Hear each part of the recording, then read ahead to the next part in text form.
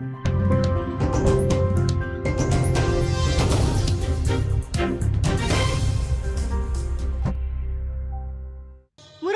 तिरंगा यात्रा में भाग लेने पहुंची साध्वी गीता प्रधान ने सपा सांसद डॉक्टर शफीकुर रहमान बर को लेकर विवादित और भड़काऊ बयान दिया है।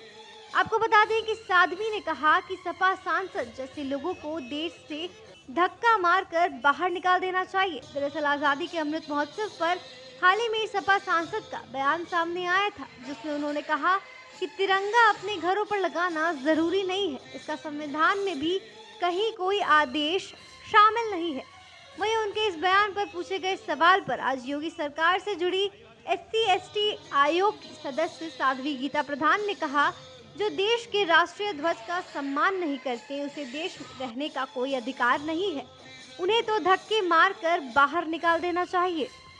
मैं डॉक्टर बर के बारे में कहना चाहती हूँ, जो हमारे देश के तिरंगे का अपमान करेगा उस इस देश में रहने का कोई अधिकार नहीं है। उनकी सदस्यता को भंग कर दिया जाए, उन्हें सदन से निकाल दिया जाए। और जो हमारा देश का जो तिरंगा है वो हमारे देश की आन बान सो अभिमान है, और जो इस तिरंगे का अपमान करेगा उसे भारत देश में रहने का कोई अधिकार नहीं है, उसे धक्के मार के उस देश से निकाल देना चाहिए।